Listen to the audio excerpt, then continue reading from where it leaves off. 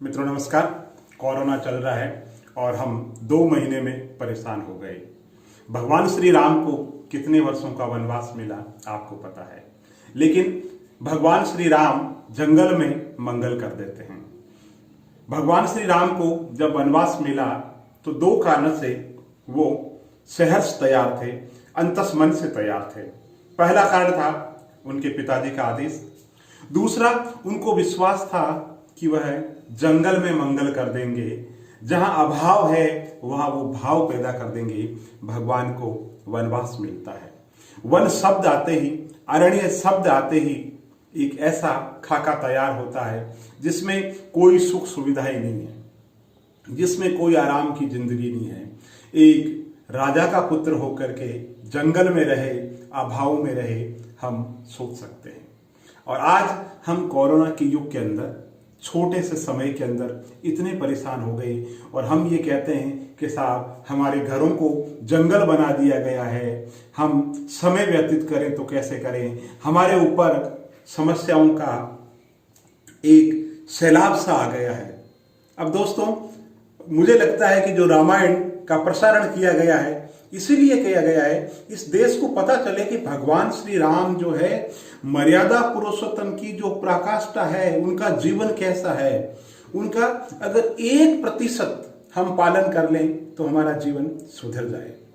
भगवान श्री राम को जब वनवास मिला तो उन्होंने वन के अंदर अस्त्र शस्त्र की विद्या सीखी। उन्होंने अध्यात्म से संबंधित परा और अपरा विद्या जो है उसका ज्ञान लिया। उन्होंने लोक व्यवहार कैसे है ये सीखा। उन्होंने ऋषि मुनियों के संपर्क में रहे और विभिन्न तरीके के ज्ञान जो हैं उन्होंने लिए।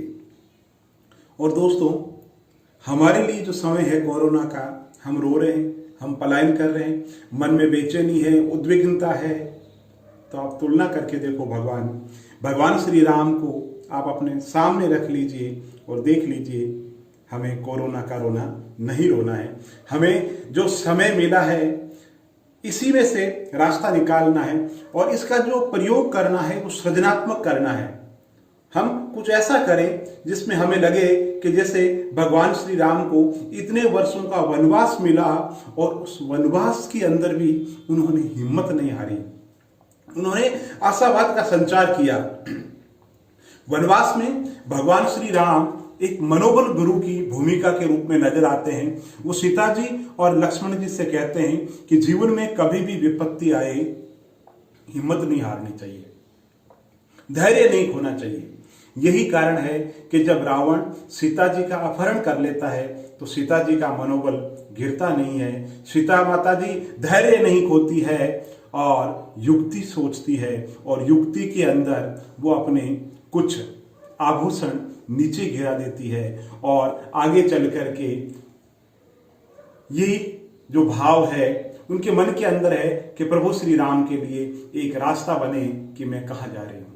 निराशा है, चिंता है, लेकिन सीता जी उस समय भी मनोबल की दृढ़ इच्छा शक्ति है, तो कारण है प्रभु श्री राम। तो भगवान राम एक शिक्षक है, एक मित्र है, एक दार्शनिक है, एक पथ प्रदर्शक है, एक जीवन जीने की पद्धति है, एक वे ऑफ लाइफ है। हमारी जो संस्कृति है वो भगवान श्री राम से पुष्पित और पल्लवित होती है।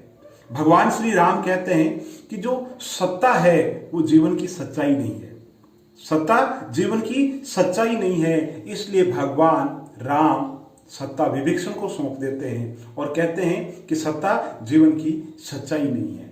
भगवान राम जिस गुड गवर्नेंस की हम आज बात कर रहे हैं, विश्व बैंक आज बात कर रहा है राम राज्य की अवधारणा के अंदर, उस समय सब कुछ था। शोषित, वंचित, पीड़ित, उपेक्षित हर वर्ग का जो ध्यान रखा वो भगवान श्री राम ने रखा।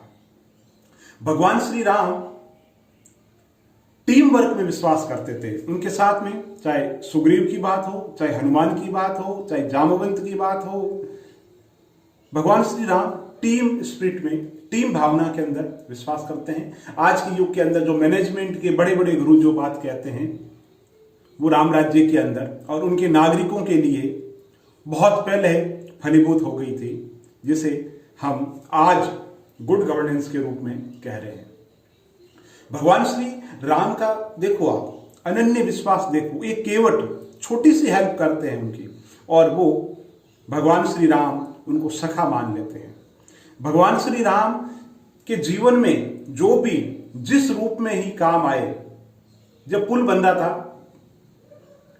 तो गिलहरी मिट्टी ले जा रही थी, तो भगवान श्री राम ने पूछा, तू एक छोटी सी जीव, तेरी क्या विसा? हंसी ठिठोली में भगवान ने पूछा, उसके भाव लेना चाह रहे थे, प्रतीकात्मक कहानी है कि तू क्या कर सकती है। तो गिलहरी बोली कि हे प्रभु, जब भी सृजन की बात हो, निर्माण की बात हो, आपके साथ में काम करने वाले, योगदान देने वालों की बात हो, तो मेरा जो नाम आए वो सृजन करने वालों में और काम करने वालों में आए, मेरा नाम नाकारा लोगों के अंदर नहीं आए।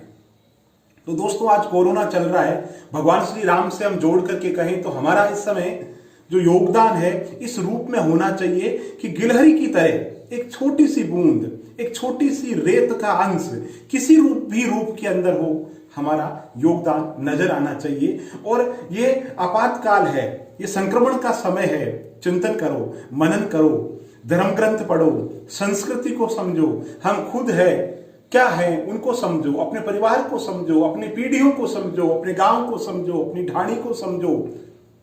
जिस चीज में रुचि है, आपकी हॉबी है, फिल्म है, गीत है, संगीत है, गायन है, नृत्य है, वादन है, जो चीज आपको अच्छी लगती है, जो मन को सुकून देती है, वो करो।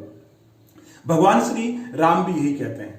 भगवान श्री राम मनोबल के गुरु है, और मनोबल के गुरु वो इस रूप के अंदर है कि जो भी उनके साथ में काम करता है वो भगवान श्री राम का ही बनकर के रह जाता है।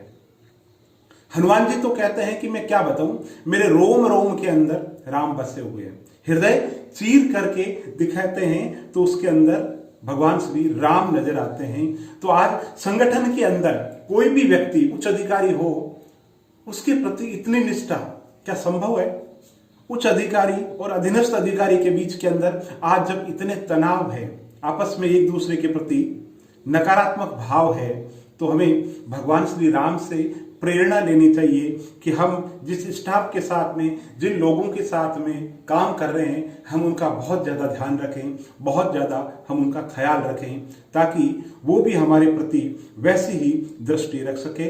और जिस मेंटल रिवोल्यूशन की बात टेलर बहुत बाद में करते हैं कि उच्च अधिकारी अधीनस्थ अधिकारी मिलकर के काम करें, उसकी बात बहुत पहले कर देते हैं। हेनरी फ्योल के जो मैनेजमेंट के सूत्र है, भगवान राम बहुत पहले कर देते हैं। टेलर का जो वैज्ञानिक प्रबंधन है, उसकी बात बहुत पहले कर देते हैं। गुड गवर्नेंस की बात भगवान श्री कर देते हैं। कौटिल्य के अर्थशास्त्र के अंदर जिस सुशासन की बात है, उसकी बहुत पहले भगवान श्री राम चर्चा क्या करते हैं, वो पालन कर देते हैं।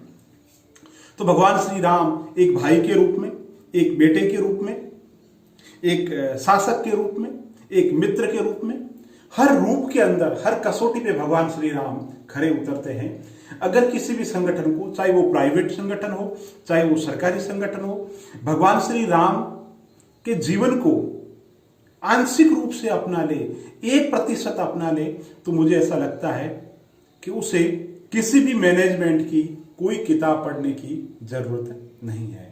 तो भगवान श्री राम एक दृष्टि है, भगवान श्री राम एक विजन है, और वो विजन ये है कि हम एक ऐसे विश्व का निर्माण करें जिसमें तेरा और मेरा नहीं हो। भगवान श्री राम का मैनेजमेंट यही कहता है कि आप ऐसा काम करो जिसमें और लोग आपके साथ में और खुद में किसी तरीके का कोई भेदभाव ना करे।